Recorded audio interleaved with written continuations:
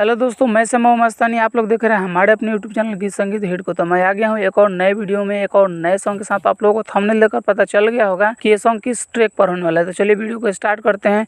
उससे पहले कि आप लोगों ने हमारे अपने चैनल गीत संगीत हिट को सब्सक्राइब नहीं किया है तो कर लीजिएगा, और अपने लिए पर्सनल सॉन्ग लिखवाने के लिए हमारे दिए गए नंबर पर कॉल कीजिएगा। तो चलिए स्टार्ट करते हैं आज का वीडियो मुखड़ा के साथ। केहू चिल बनता, केहू बाज बनता, केहू चिल बनता, केहू बाज बनता, कवन छापा के आगे रंगा बाज बनता, कवन छापा के आगे रंगा बाज बनता, केहू काल रहुए केहू आज बनता, आगे छापा के कवन रंगा बाज बनता, कवन छापा के आगे रंगा बाज बनता। तो ये था मुखड़ा। उम्मीद करते हैं कि आप लोगों को अच्छा लगा होगा। अगर अच्छा लगे तो एक लाइक जरूर कीजिएगा। तो चलिए चलते हैं अपने फर्स्ट अंतरे की तरफ। रंगदार के आगे करे रंगदारी डरऊ करा न लागेला, जिला हो छापरा न कर बाबूला फारा,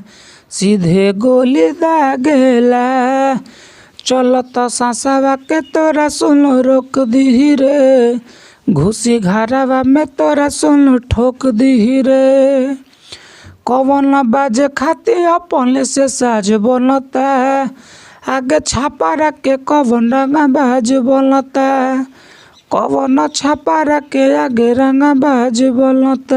हमारा फर्स्ट अंतरा। उम्मीद करते हैं कि आप लोगों को बहुत ही अच्छा लग रहा होगा। अच्छा लगे तो एक लाइक ज़रूर कीजिएगा और चैनल को सब्सक्राइब कर दीजिएगा।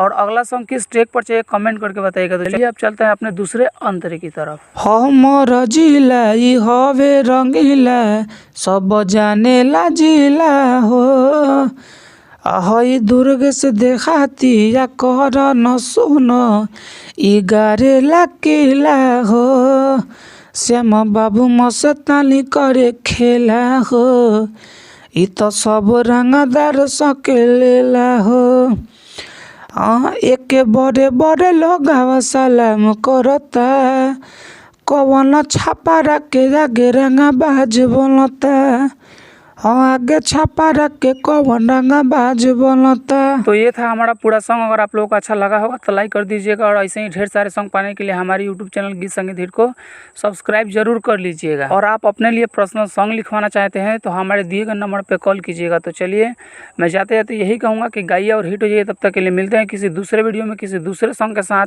तब तक के लिए नमस्कार।